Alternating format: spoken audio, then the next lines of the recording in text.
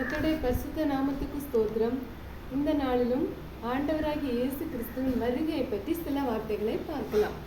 ஆண்டவராகிய இயேசு கிறிஸ்து வருகிறார் அப்படின்னு சொன்னால் அநேகர் அதை விசுவாசிக்க மாட்டேங்கிறாங்க, நம்ப மாட்டேங்கிறாங்க. ஆண்டவராகிய இயேசு கிறிஸ்து வருவேன்னு சொன்னது உண்மைதானா அப்படின்னு பார்த்தோம்னா, யோவான் 14வது அதிகாரத்தில் 1, 2, 3 வசனங்களை என்ன சொல்லியிருக்கிறாரு அப்படின்னா, உங்கள் இருதயம் கலங்காதிருப்பதாக தேவனிடத்தில் விசுவாசமாயிருங்கள், என்னிடத்திலும் விசுவாசமாயிருங்கள்.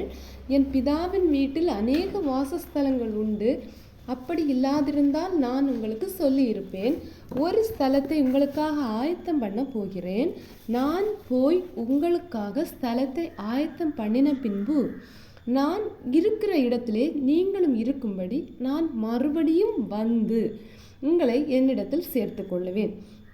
ஆண்டவராகிய இயேசு கிறிஸ்து என்ன சொல்கிறாருன்னா, நான் திருப்பி உங்கள்கிட்ட வந்து உங்களை நான் சேர்த்துக்கொள்ள வருவேன்னு சொல்லியிருக்கிறாரு. ஆண்டவராகிய இயேசு கிறிஸ்து பொய் சொல்லுகிறவர் அல்ல, அவர் மனம் மாறுகிறவர் அல்ல. ஆண்டவராகிய இயேசு கிறிஸ்து சொன்னது மாதிரியே அவர் திரும்ப வருவேன்னு சொல்லியிருக்காரு. அவர் கண்டிப்பாக வரப்போகிறாரு. நம்புங்க, ஆண்டோடைய வருகைக்கு ஆயத்தமாகுங்க. God bless you.